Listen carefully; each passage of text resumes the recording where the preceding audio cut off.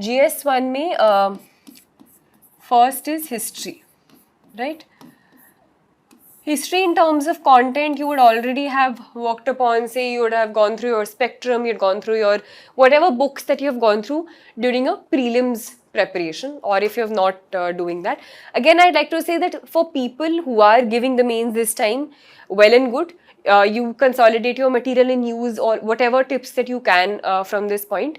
But people who are not giving their mains this time and who have their mains say next year or the year after that, make sure that you're doing all of this content building at least from now on, because you know what makes a good answer, and these content building does not happen in a day. So make sure that you're adding those examples, those committees, those quotes, and all those embellishments I talked about in the very beginning. Anyway, so history, we were talking about any history questions. Again, you'll have an introduction, you'll have a body, you'll have a conclusion. Now, people often ask, what do you write in a history question? Because sometimes, say in GS2 and GS3, you can write committees, you can write data, but say history, a question is asked about the repercussions of the Nehru report of 1828, and I remember answering a question about the Nehru report of Nehru report was a bunch of uneasy compromises between A and B. Or say if we pick up two questions this time from the GS paper, GS1 paper 2021, first question was evaluate, so I'm going to just read it out, evaluate the nature of Bhakti literature and its contribution to Indian culture. And then the second question was regarding socio-religious reform and its impact. The point that I'm trying to make is that how do you approach these questions and how do you answer them? So firstly, I believe in introduction, an easy thing that you can probably do if you say don't have a history background or you think how to make history introductions, you can start with talking about details of the question. You can mention years. You can mention, say, key figures. So if the question is asked about Delhi Sultanate, something about the Delhi Sultanate, its cultural history, or something about a particular, maritime history or something like that, you can just start simply rather than, getting too bogged down by the question. You can just start by saying, the Delhi Sultanate was from this to this period, key representations of this being the ABC rulers, right? So you can start with that, or say the Nehru report question that I talked about. So you can just mention that the Nehru report was compiled or made in 1928 by Motilal Nehru, headed by Motilal Nehru in response to a challenge by there was this particular viceroy, I can't remember right now, right? So just start with these certain details, so it gives a nice sort of beginning to the answer. Similarly, for this question, evaluate the nature of Bhakti literature and its contribution to Indian culture. So I personally started, and these are certain things that you can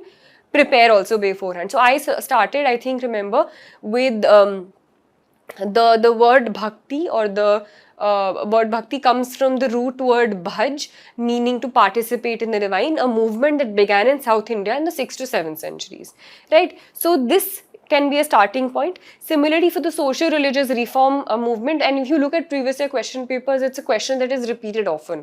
So I had started something regarding, I don't remember the exact thing, but I used the word Bengal Renaissance in it, and I used key figures of Raja Ram Mohan Roy, Ishwar Chandra Vidyasagar in the introduction itself in one line, right? So these are certain things in terms of details, years, key figures, which can make your introduction nice and simple. You don't have to think too much about introduction in history, right? So this what becomes the introduction. Then what is the body of this question? So evaluate the nature. So this is not just asking about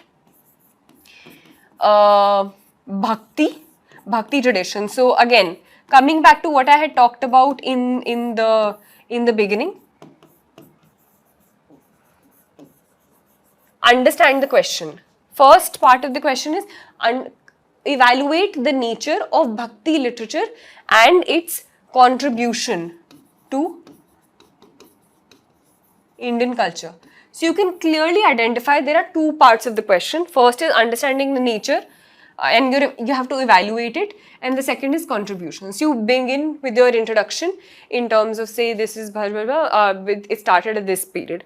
Then you have to talk about, so again, in terms of making your answer better, what I did was, and this is something that I had practiced before in one of the test series answers as well, I made a map. Oh God, I've gotten out of the practice of making a map, but again, these things also you can practice making world maps, practice making Indian maps, so that you can make it quickly, right? So then I plotted down certain things. So here, for example, I'll just say Lal Ded, and then whatever, and then I'll sort of put here Mirabai. Here I'll put Kabir Granthavali. Here I'll put, say, Geeta Govind, and all of that, right? So I used to jot everything down. So what you're talking about is in one small thing, you're not talking about bhakti literature, because that's not necessarily the nature of the question, but you're just plotting as to what all are the bhakti literature in India. So in a very small space, you're talking about a certain part of the question. Then, so introduction, side mein this, then first part, nature of bhakti literature, and then you can jot down points 1, 2. So what can be the nature of bhakti literature? This is not asking what bhakti literature was, but the nature of bhakti literature. So you can talk about devotional in nature, right? Devotional nature, then you give certain example of, say, Mirabai or say Shankaracharya.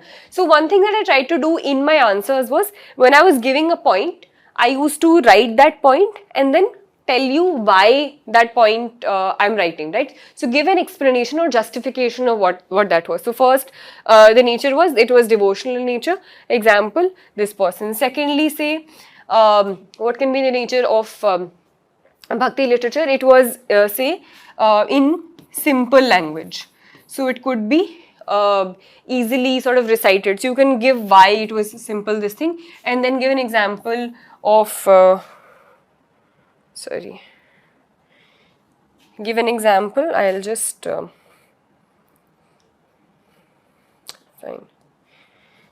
an example of, say, the Alvars and Nayanars and this thing, they were relatively simple. Then thirdly, you can write about how they were in regional and vernacular languages. So this can be a nature of this thing, right? So this is the first part of the question. Then you can talk about its contribution. So this is the second part of the question. So give equal weightage to both, right? So then you talk about the contribution in terms of, say, and remember that, you know, I am right now making it like this, but this is going to be your page.